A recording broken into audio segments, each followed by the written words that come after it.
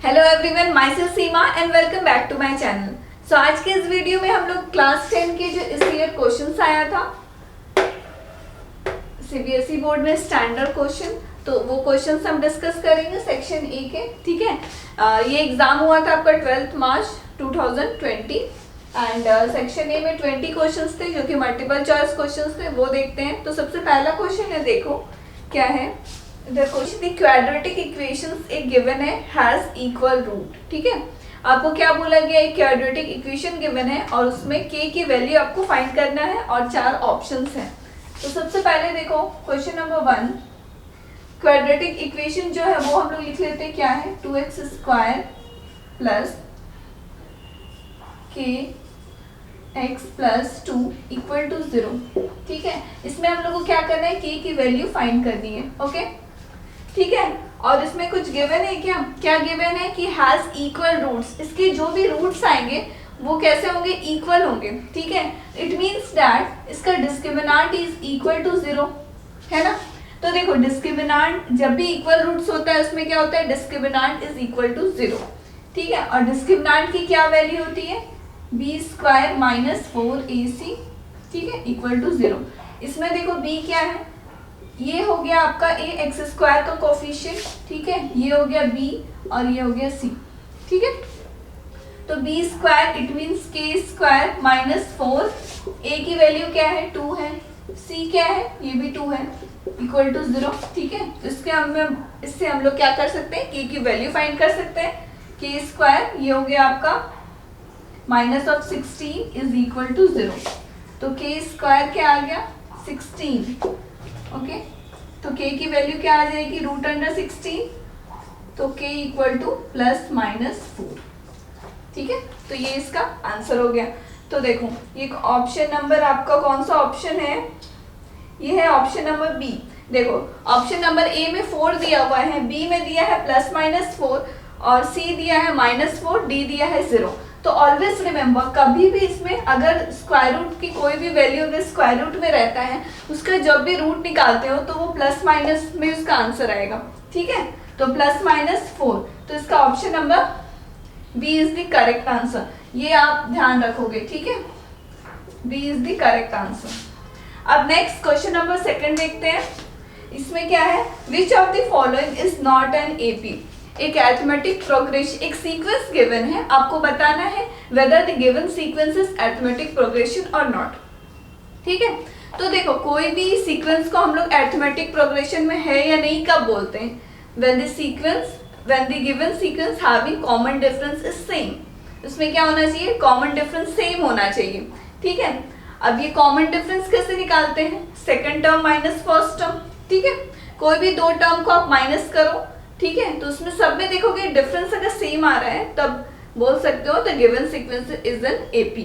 ठीक है, तो हम लोग सेकंड नंबर भी सॉल्व कर लेते हैं। तो देखो इसमें 4 ऑप्शंस दिए हुए हैं। ठीक है, आपको बताना है कि कौन सा sequence not an AP, it means that उसमें कॉमन डिफरेंस सेम नहीं आएगा। ठीक है, तो हम लोग एक एक करके चेक करते हैं। देखो सबसे पहले ऑप्शन नंबर ए में क्या सीक्वेंस दिया हुआ है, देखो माइनस 1.2, 0.8, ठीक है, और 2.8 इस तरह से है and dotted line he show किया है। तो हम लोग कॉमन डिफरेंस निकालते हैं, that is second term minus first term. ठीक है, d1 सपोज कर लो 0.8 माइनस, और ये फिर नेगेटिव में इट मींस प्लस हो गया 1.2।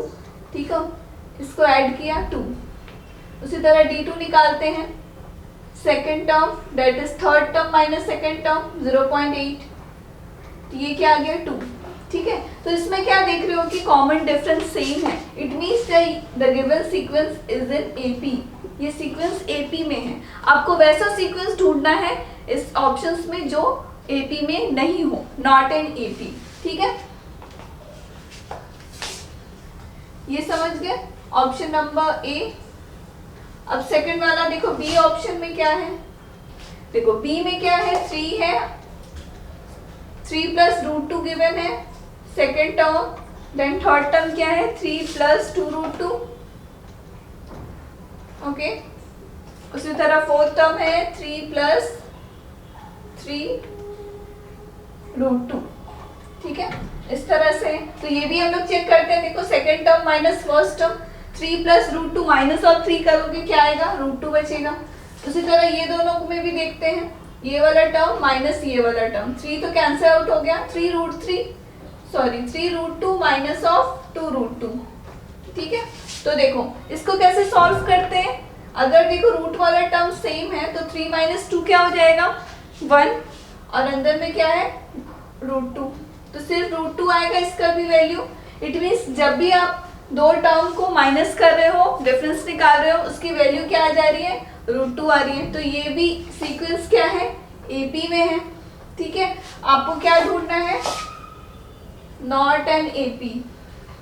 ठीक है, तो मैं इसका ऑप्शन नंबर, इसका आंसर बता देती हूँ कौन सा आंसर है। Option number C is the correct answer. ठीक है, तो ये सी भी चेक कर लेते हैं क्या है। देखो 4/3 दिया हुआ है, 7/3 है, इसको रब कर देते हैं। देखो ये तो मल्टीपल चॉइस क्वेश्चन है, 1 मार्क्स का क्वेश्चन है। ठीक है, तो इसको आपको सॉल्व करके नहीं शो करना है कॉपी में। ठीक है, आपको सिंपली उतना शो नहीं करना है जो आपका, जैसे आंसर नंबर सी है तो ये डायरेक्टली आप शो कर सकते हो, अदरवाइज बाकी जितना भी मैंने इसमें अभी बोर्ड पे किया वो आप रफ में करोगे। सो इसका देखो क्या क्या है, टर्म 4/3, 7/3, देन 9/3 है, उसके बाद है 12/3।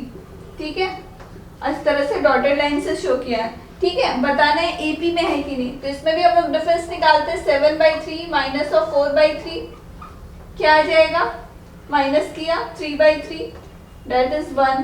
ठीक है, ये सपोज D1 ले लो। उसी तरह दो टर्म, नेक्स्ट 2 टर्म को माइनस करते हैं, 9/3 माइनस 7/3। ठीक है, ये करो माइनस, क्या आएगा 2/3। तो इसमें क्या देख रहे हो, कोई भी सीक्वेंस कब एपी में होता है, when their common difference is same. इसमें क्या देख रहे हो, कॉमन डिफरेंस सेम है क्या, डी नहीं है, it means the given sequence it is, so C is the correct answer. ठीक है, अब क्वेश्चन नंबर 3 देखते हैं। तो देखो आज के इस वीडियो में मैं सेक्शन ए के जितने भी क्वेश्चन है 20 क्वेश्चन वो सॉल्व कर दूंगी। ठीक है, और नेक्स्ट उसी तरह सेक्शन बी, सी और सेक्शन डी के जितने भी क्वेश्चन है वीडियोस आते रहेंगे। ठीक है, सो नेक्स्ट क्वेश्चन नंबर 3 देखते हैं। ठीक है, आपको क्वेश्चन विजिबल होगा, मैं क्वेश्चन रीड कर देती हूँ। The radius of a sphere in centimetre whose volume is 12 pi centimetre cube. ठीक है, वॉल्यूम ऑफ अ स्फीयर आपको गिवन है, उससे आपको पता करना है उसका रेडियस क्या होगा। तो मेंसुरेशन के जितने भी फॉर्मूलाज है ना, उसको अच्छे से आप एकदम याद रखो। ठीक है, क्योंकि इसमें फॉर्मूला बहुत इंपॉर्टेंट है, विदाउट फॉर्मूला आप सॉल्व ही नहीं कर पाओगे कोई क्वेश्चन। ठीक है, देखो वॉल्यूम क्या दिया हुआ है, 12 पाई। ठीक है, अब देखो अब क्या चीज का वॉल्यूम दिया है, ये स्फीयर का वॉल्यूम दिया है। अब वॉल्यूम ऑफ स्फीयर आपको याद होना चाहिए। ठीक है, तो वॉल्यूम ऑफ स्फीयर क्या होता है, 4/3 पाई आर क्यूब इक्वल टू 12 पाई। ठीक है, सिंपली मैंने फॉर्मूला पुटअप कर दिया। अभी इसमें आर क्या है, ये रेडियस है, इसी की वैल्यू आपको फाइंड करनी है। ठीक है, तो देखो इसको सॉल्व करते हैं, आर क्यूब 12 पाई मल्टीप्लाई 3 किया। ठीक है, और 4 पाई इधर आ गया नीचे में, इसमें देखो पाई कैंसिल आउट हो गया, 4 3 टाइम्स, तो आर क्यूब आके आ गया आपका 9। ठीक है, इसको आप ऐसे लिख सकते हो, आर क्यूब है, इट मींस जैसे देखो आर स्क्वायर रहता है, अगर इधर कोई भी डिजिट है, सपोज कर लो 5 है। ठीक है, मैं एक एग्जाम्पल समझा रही हूँ। ठीक है, तो सपोज आर स्क्वायर है, तो इधर आप अगर स्क्वायर को ले जाओगे तो ये क्या आ जाएगा, 1/2। ठीक है, उसी तरह ये 3 जो है आर क्यूब, जब इसको इस साइड लाओगे तो ये क्या आ जाएगा, 9 के पावर में 1/3। ठीक है, ओके। अब देखो इसको क्या कर सकते हैं, आर है, अब ये 9 है, 9 को हम लोग किस तरह से लिख सकते हैं, 3 का स्क्वायर लिख सकते हैं ना, 3 स्क्वायर इक्वल टू 9। ठीक है, तो ये 3 स्क्वायर हो गया। अब ये स्क्वायर के ऊपर में क्या है, 1/3 है, तो ये आप ऐसे लिख सकते हो, 3 के पावर में 2/3। ठीक है, तो ये आपका आंसर हो गया, radius of a sphere. Option number C is the correct answer. ठीक है, C is the correct answer. सब देख लिए ये वाला कि 3 अगर इधर ले जाओगे तो 1/3 आ गया, और 9 को आप कैसे लिख सकते हो 3 का स्क्वायर, तो यहाँ 2 आ गया, 2 इंटू 1 2/3। ओके, सो ये हो गया आपका और question number 3 option number C is the answer. ठीक है, अब क्वेश्चन नंबर 4 देखते हैं। 4 देखो क्या है कि the distance between the points, दो कोऑर्डिनेट्स गिवन है, सिंपली आपको डिस्टेंस फाइंड करना है। सिंपली आप क्या कर सकते हो, उसमें डिस्टेंस फॉर्मूला यूज कर दो, उसकी वैल्यू आ जाएगी। ठीक है, सो क्वेश्चन नंबर 4, इसमें क्या बोला गया, distance between the points. So coordinates मैं लिख देती हूँ सबसे पहले। सपोज ए कोई पॉइंट है और उसका कोऑर्डिनेट्स क्या दिया हुआ है m माइनस ऑफ n, और b एक और पॉइंट दिया हुआ है, उसका कोऑर्डिनेट दिया है -m n। ठीक है, तो सिंपली आपको डिस्टेंस बिटवीन दीज पॉइंट्स निकालना है, तो आपको डिस्टेंस फार्मूला यूज करना होगा। क्या है distance formula, is equal to square root of क्या होता है x2 minus x1 whole square plus y2 minus y1 whole square. ठीक है, ओके, सिंपली आपको फॉर्मूला में पुट अप करना है। तो x2 इसमें देखो क्या है -m, और माइनस ये m हो गया square, plus y2 minus y1, y2 क्या है n है, माइनस y1 क्या है -n है, और यहाँ ऑलरेडी माइनस है तो माइनस माइनस प्लस हो गया स्क्वायर। ठीक है, सिंपली इसको सॉल्व करते हैं। ये आ गया आपका क्या, ऐड करना है सिंपली, -2m स्क्वायर करेंगे तो क्या आ जाएगा 4m स्क्वायर। उसी तरह ये हो गया आपका 2n, इसका स्क्वायर करोगे क्या आ जाएगा प्लस 4n स्क्वायर। ठीक है, अब इसमें देखो 4 कॉमन ले सकते हैं, 4 कॉमन ले लिया तो ये आ गया m square plus n square. ठीक है, अब ये रूट अंडर 4 है, इसको बाहर ले आते हैं। ठीक है, तो ये क्या आ जाएगा 2 root under m square plus n square. ठीक है, तो ये आंसर हो गया। मैं इसका आंसर बता देती हूँ कौन सा ऑप्शन है।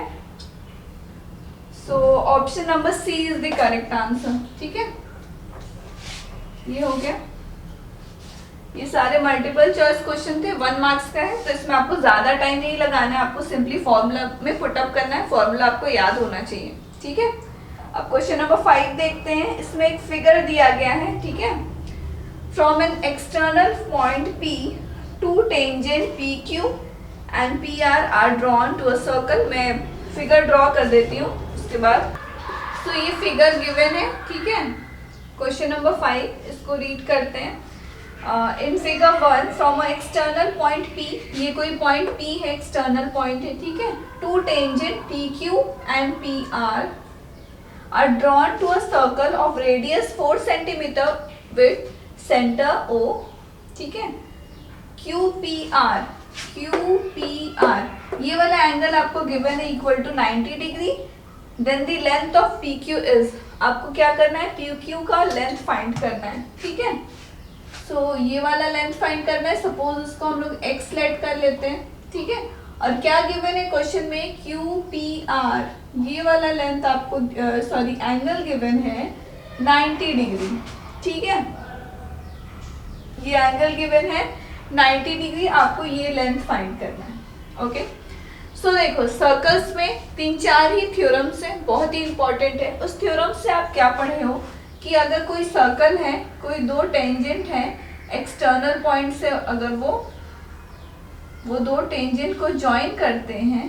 ठीक है, और ये सेंटर हो गया आपका, तो क्या पढ़े हो कि ये वाला एंगल आपस में इक्वल रहता है। ये अगर x है तो ये भी x रहेगा।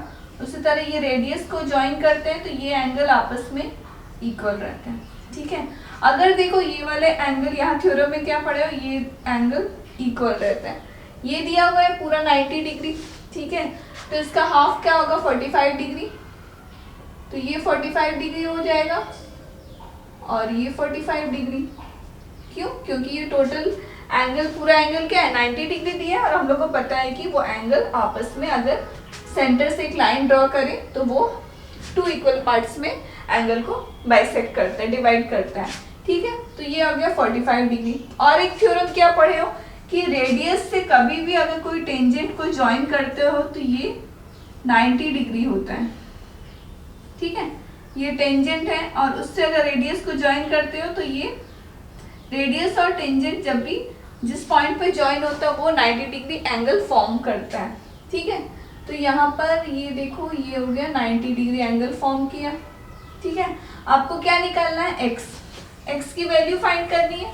ठीक है, अब देखो इसमें हम लोग पाइथागोरस थ्योरम यूज कर सकते हैं क्योंकि इसमें एक एंगल 90 डिग्री है।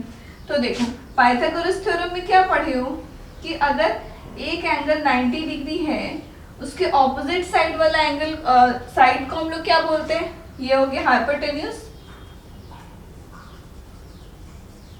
ठीक है, इधर हो गया परपेंडिकुलर और इधर हो गया आपका बेस।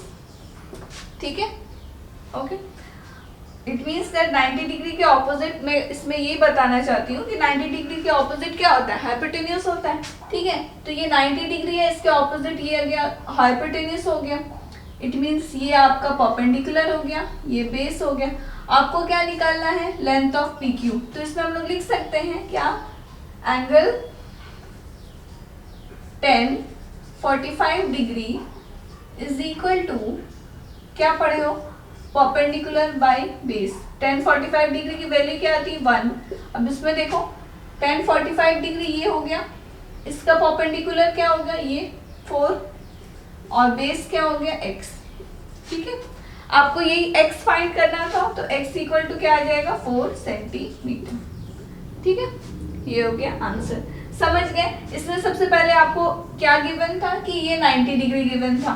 इट मींस उसको थ्योरम से आपको पता है कि वो इक्वल है अगर एक सेंटर से लाइन ज्वाइन किया तो, और रेडियस से जब भी एक टेंजेंट को ज्वाइन करते तो वो 90 डिग्री होता है।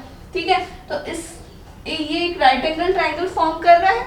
इसमें हम लोग पाइथागोरस थ्योरम का यूज करके हम लोग length of P Q find कर लिए। ठीक है, that is P Q is equal to 4 centimetre. Okay, so option number, इसका option B is the correct answer. So next question number 6 read करते हैं। On dividing a polynomial px by x square minus 4 quotient and remainder are found to be x and 3, the polynomial px is। ठीक है, तो इसमें बोला गया है एक पॉलिनोमियल को डिवाइड करते हैं, डिवाइजर गिवन है, कोटेंट गिवन है, रिमाइंडर गिवन है। आपको क्या निकालना है, पॉलिनोमियल दैट इज डिविडेंड निकालना है। ठीक है, तो ये एक फॉर्मूला पढ़े हो। सबसे पहले जो गिवन है वो बता देती हूँ मैं, क्या क्या गिवन है। देखो डिवाइजर क्या दिया हुआ है, एक्स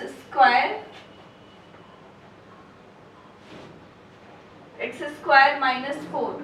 ठीक है, और क्वेश्चन दिया हुआ है आपका x, रिमाइंडर दिया हुआ है 3। ठीक है, पॉलिनोमियल निकालना है px, इट मींस डिविडेंड निकालना है। ठीक है, सो फॉर्मूला पढ़े हो क्या, डिविडेंड इज इक्वल टू क्या होता है, divisor into quotient plus remainder. ठीक है, तो इस फॉर्मूला में सिंपली पुट करना है वैल्यूज और हम लोग को px आ जाएगा, दैट इज डिविडेंड px है ना। डिवाइजर क्या है, एक्स स्क्वायर माइनस 4 और कोशेंट क्या है x और रिमाइंडर क्या है +3। सिंपली इसको सॉल्व करना है। ठीक है, x³ माइनस 4x +3, पॉलिनोमियल पूछा गया था px, तो ये आंसर हो गया। ठीक है, सो ऑप्शन में बता देती हूँ किस ऑप्शन में है -4x और +3, दैट इज बी। ठीक है, so B is the correct answer. Okay, अब नेक्स्ट क्वेश्चन नंबर 7 देखते हैं। देखो इसमें भी एक फिगर बना हुआ है, ट्रायंगल है, DE is parallel to BC बोला गया है। इफ, सबसे पहले फिगर ड्रॉ कर लेते हैं। फिगर देखो क्या है, एक ट्रायंगल बना हुआ है, इस तरह से एक ट्रायंगल है। ठीक है, क्या गिवन है, एक लाइन है यहाँ A B C D E। ठीक है, DE is parallel to BC बोला गया है और आपका वैल्यूज कुछ गिवन है, that is AD by DB is equal to, दिया हुआ है आपका 3/2, ठीक है, और ए ई गिवन है क्या 2.7 centimetre. EC is equal to, आपको क्या निकालना है, EC की वैल्यू निकालना है। सिंपल, देखो ये 1 मार्क्स का क्वेश्चन है, इजीली बस फॉर्मूला और आपको थ्योरम्स याद रखना है, उसी पे बेस्ड सम्स है, ठीक है। क्या दिया गया है, DE is parallel to BC, ये दोनों लाइन पैरेलल है, और AD/DB ये दोनों की वैल्यूज दी हुई है रेशियोज में 3/2, और इसका वैल्यू दिया हुआ है क्या 2.7 सेंटीमीटर। आपको इसी का वैल्यू फाइंड करना है, ठीक है। सो देखो ट्रायंगल्स चैप्टर में आप लोग एक थ्योरम्स पढ़े होंगे, थेल्स थ्योरम करके, ठीक है, या फिर इसको और एक नाम है that is basic proportionality theorem. If D is parallel to BC then AD/DB is equal to AE/BC, ठीक है। अब सिंपली देखो, इसमें 3 नोन की वैल्यू गिवन है, बस एक ही अननोन है EC, इसमें सिंपली आपको वैल्यू पुटअप करना है और आंसर आ जाएगा AD/DB that is 3/2 is equal to 2.7/EC, ठीक है। क्रॉस मल्टीप्लाई करते हैं, EC ये क्या आ जाएगा 2.7 इंटू 2, और y में इधर में 3 आ गया, ठीक है, कैंसिल आउट करते हैं 1.8 सेंटीमीटर, ठीक है। सो यही आंसर हो गया आपका EC का वैल्यू दैट इज 1.8 सेंटीमीटर। मैं ऑप्शंस में आंसर बता देती हूँ, ऑप्शन नंबर बी है इसका करेक्ट आंसर, ठीक है। ये हो गया, इस तरह से इसको सॉल्व करना है आपको। देखो थेल्स थ्योरम याद होना चाहिए, उसी से आप सिंपली वैल्यू पुटअप किए हो, ठीक है। अब नेक्स्ट क्वेश्चन नंबर 8 देखते हैं। देखो इसमें क्या दिया है, the point on the x axis which is equidistance from, कोई दो कोऑर्डिनेट दिया गया है, बोला गया है वो पॉइंट जो है एक्स एक्सिस में है और वो इक्विडिस्टेंस है दो अनदर पॉइंट से, ठीक है। तो वो एक्स एक्सिस पे जो पॉइंट है उसकी वैल्यू आपको फाइंड करना है। सो देख रहे हो ना, क्वेश्चंस बहुत इजी आ रहे हैं एग्जाम्स में, बोर्ड एग्जाम में, है ना। आपको बस अच्छे से प्रैक्टिस करना है और फॉर्मूला अच्छे से याद रखना है, ठीक है। सो क्वेश्चन नंबर 8 देखते हैं।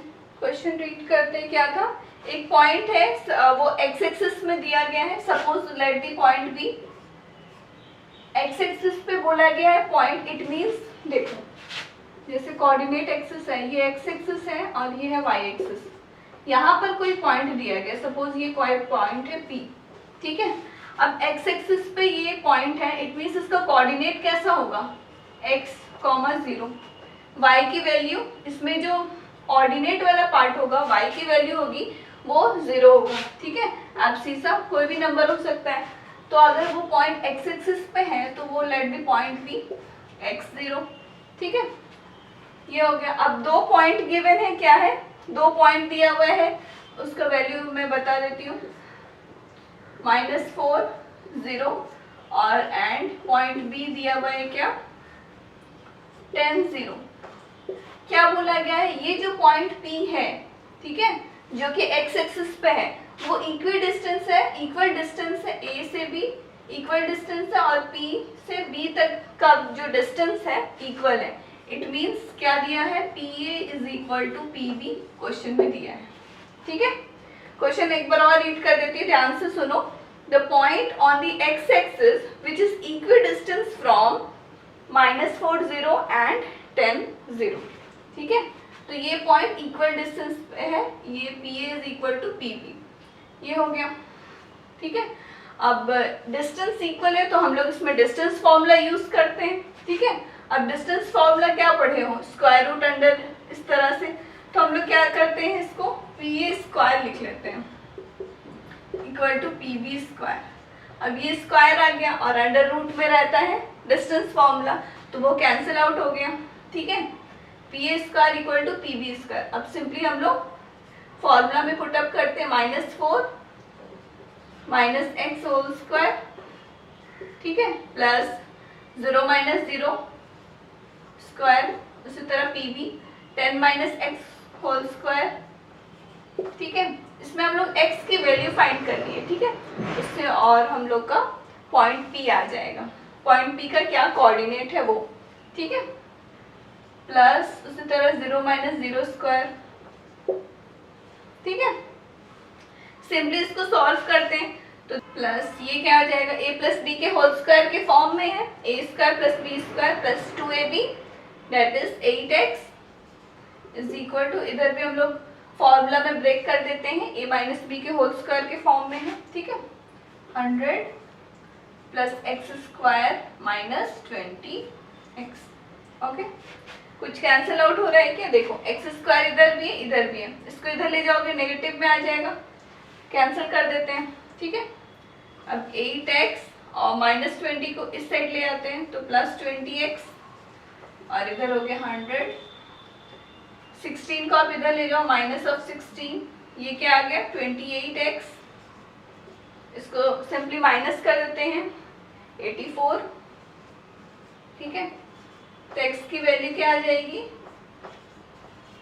सिंपली इसको माइनस करना है, 7 टाइम्स करो, 7 4 टाइम्स, ये हो गया x का वैल्यू 3। ठीक है, और आपको पॉइंट P निकालना था, पॉइंट P आप क्या लेट किए थे, x0 which is on x axis. ठीक है, तो कोऑर्डिनेट क्या हो जाएगा, ये 3 0। ठीक है, तो ये वाले जो पॉइंट है ये 3 है x एक्सिस पर। तो मैं इसका ऑप्शंस बता देती हूँ, कौन सा ऑप्शन है, ये है ऑप्शन नंबर डी। ठीक है, सो ये हो गया D is the correct answer. So इस तरह से ये सॉल्व, अगर सपोज यहाँ y एक्सिस रहता तो अगर बोला जाता ये पॉइंट y एक्सिस में है तो उसका कैसा कोऑर्डिनेट रहता, x 0 रहता, y कुछ पॉइंट रहता। ठीक है, तो इस तरह से भी क्वेश्चंस आते हैं। ठीक है, तो ये ध्यान रखना, आइदर x एक्सिस बोला है या y एक्सिस बोला गया। ठीक है, अब नेक्स्ट क्वेश्चन नंबर 9 देखते हैं, नहीं देखो क्वेश्चन नंबर 8 में ही इसी के चॉइस में और करके और एक क्वेश्चन था। ठीक है, तो वो भी मैं करवा देती हूँ। The centre of a circle whose end points of a diameter, diameter का 2 एंड पॉइंट गिवन है, आपको बताना है सेंटर ऑफ द सर्कल क्या होगा। ठीक है, तो देखो सपोज ये एक सर्कल है, ये डायमीटर है, यहाँ पर सेंटर है, सपोज सेंटर ओ ले लेते हैं, ये हो गया ए बी। ठीक है, क्या दिया गया है कि whose end points of the diameter, diameter का एंड पॉइंट गिवन है, क्या दिया हुआ है -6 और 3, और इधर दिया गया है 6 और 4। ठीक है, आपको सेंटर ऑफ द सर्कल निकालना है, यानी O की कोऑर्डिनेट्स निकालनी है। जो पॉइंट है वो मिड पॉइंट है, तो आप इसमें कौन सा फॉर्मूला यूज करोगे, मिड पॉइंट फॉर्मूला। ठीक है, तो मिड पॉइंट फॉर्मूला क्या पढ़े हो,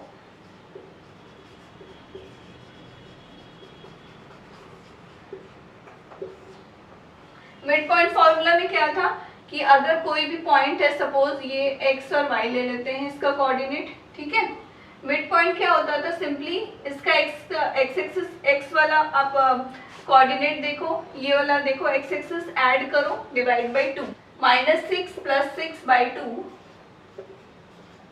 ठीक है, ये हो गया x का वैल्यू, y क्या होगा 3 + 4/2।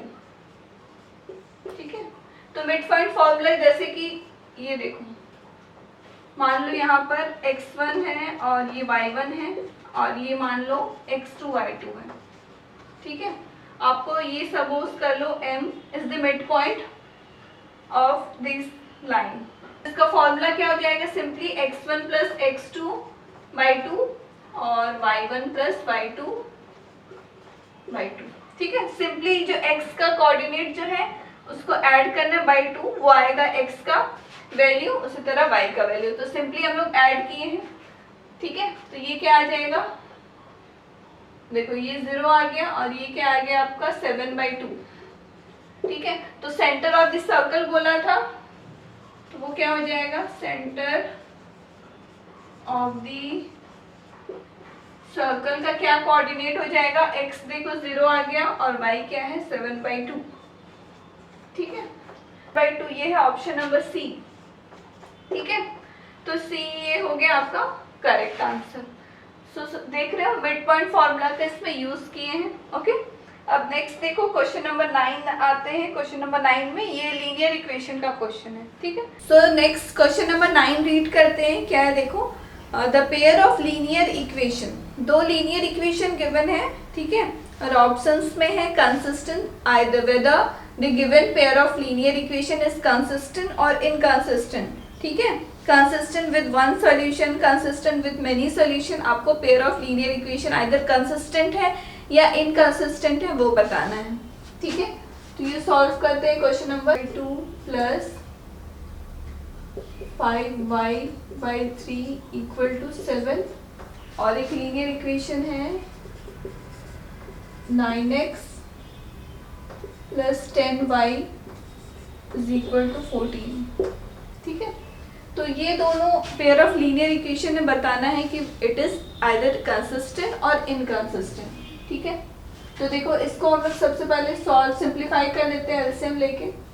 तो ये हो गया डिवाइड बाय एलसीएम लिया तो ये 6 हो गया नीचे, ठीक है। 9x plus 10y is equal to 6 7 जा 42, ठीक है। और इधर पे आ गया आपका 9x plus 10y equal to 14, ठीक है।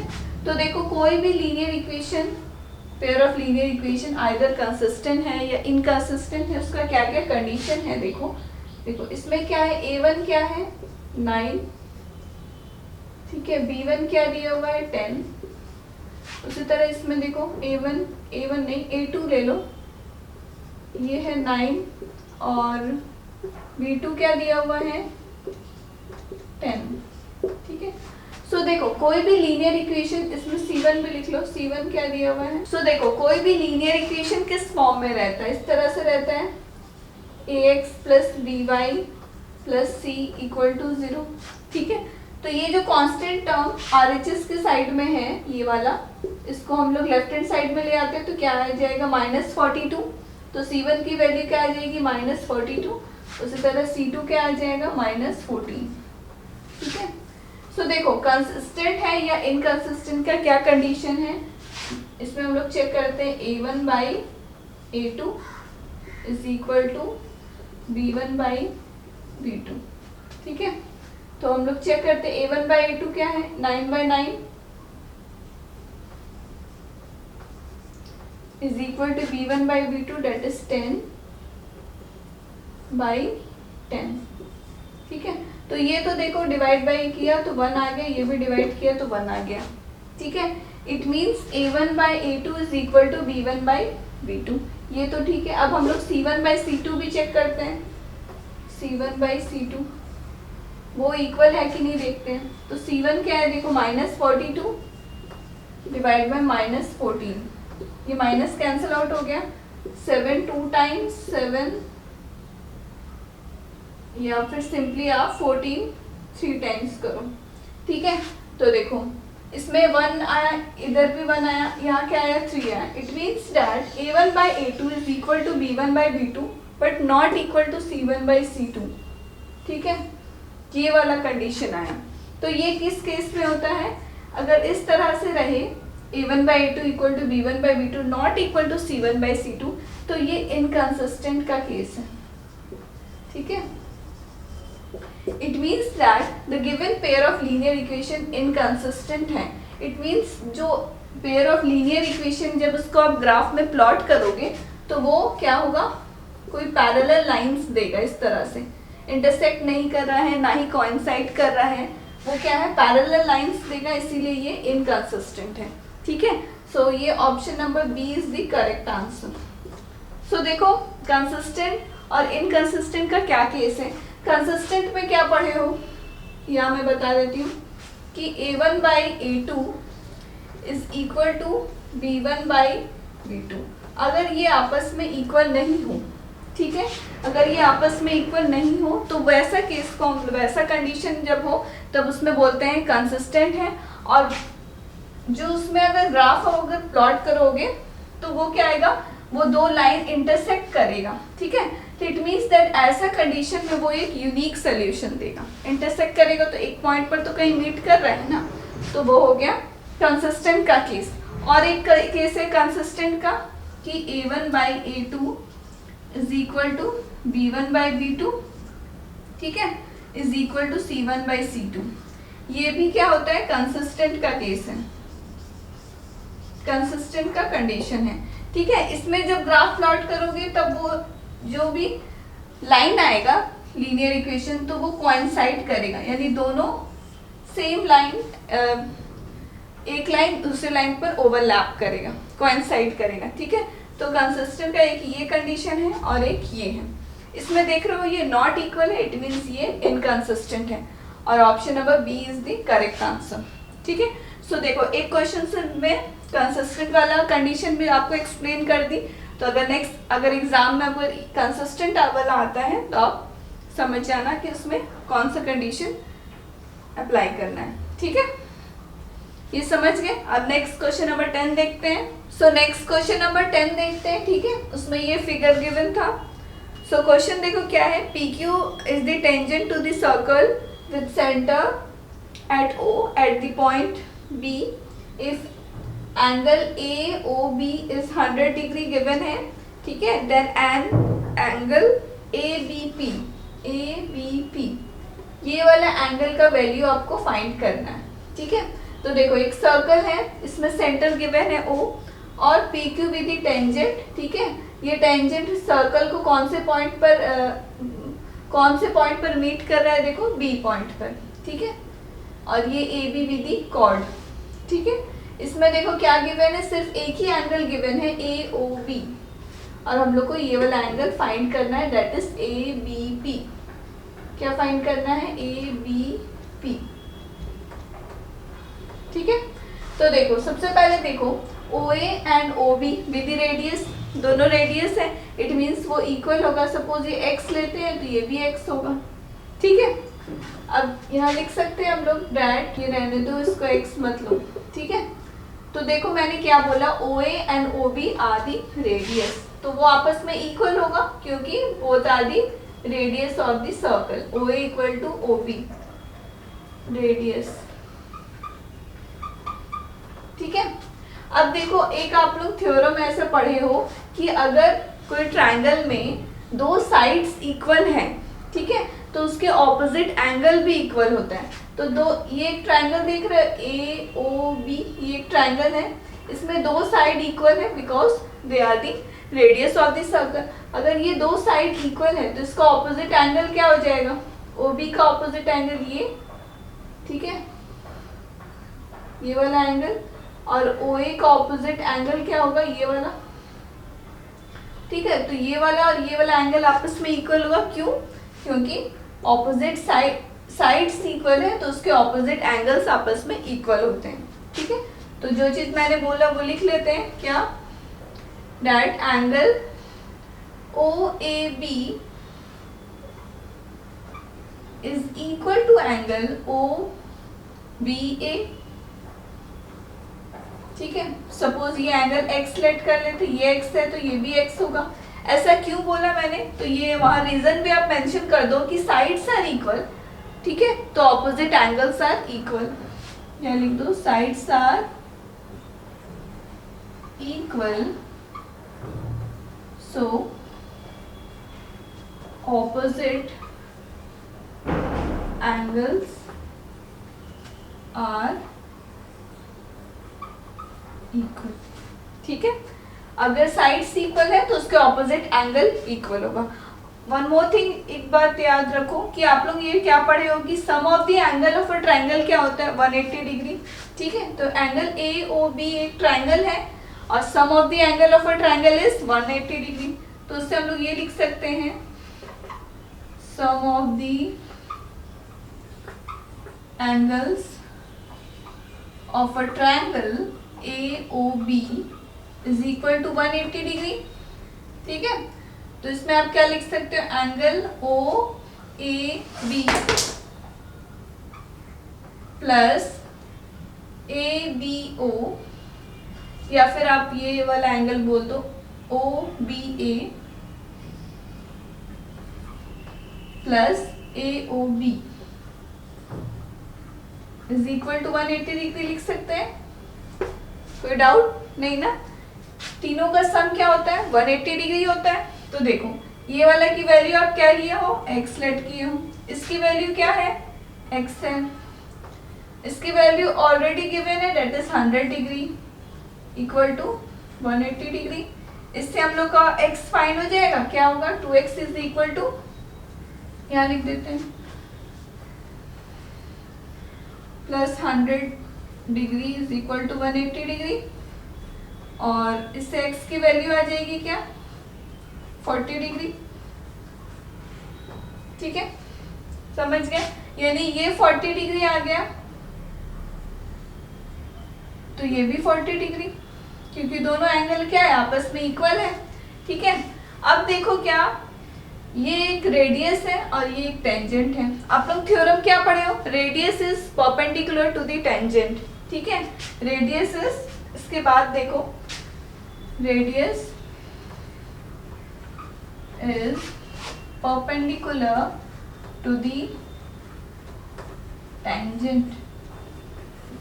ठीक है, ये एक थ्योरम है, radius is perpendicular to the tangent. तो देखो OB भी the radius and PQ is the tangent. तो ये वाला एंगल दैट इज OBP, ये पूरा क्या हो जाएगा? 90 डिग्री।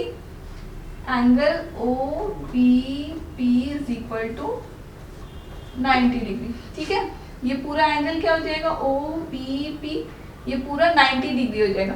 अब इसमें देखो हम लोग को ये वाला एंगल को पता करना है क्या होगा, और ये वाला एंगल तो ऑलरेडी पता है, अभी निकाले है 40 डिग्री। ठीक है, तो OBP is equal to 90 degree. इसको हम लोग ऐसे लिख सकते हैं, OBA plus ABP is equal to 90 degree. ठीक है, ये पूरा एंगल ना 90 डिग्री है, because radius is perpendicular to the tangent. ठीक है, और इसमें हाफ ये वाला पार्ट तो हम लोग को पता चल गया है, दैट इज 40 डिग्री। हम लोग को क्या निकालना है? एंगल ABP, इससे फाइंड हो जाएगा।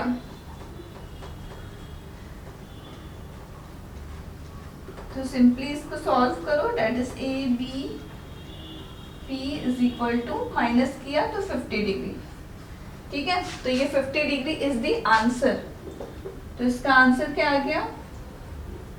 50 डिग्री। ठीक है, सो देखो ये 1 मार्क्स का था, मैं एक्सप्लेन की इसीलिए थोड़ा टाइम लगा, अदरवाइज ये बहुत इजीली बन जाएगा।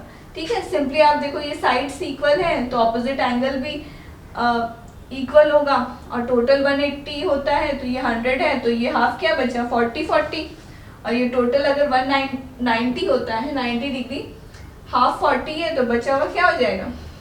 50 सिंपली। ठीक है, ये सिंपली सॉल्व हो जाएगा, बस मैं एक्सप्लेन की इसीलिए टाइम लगा।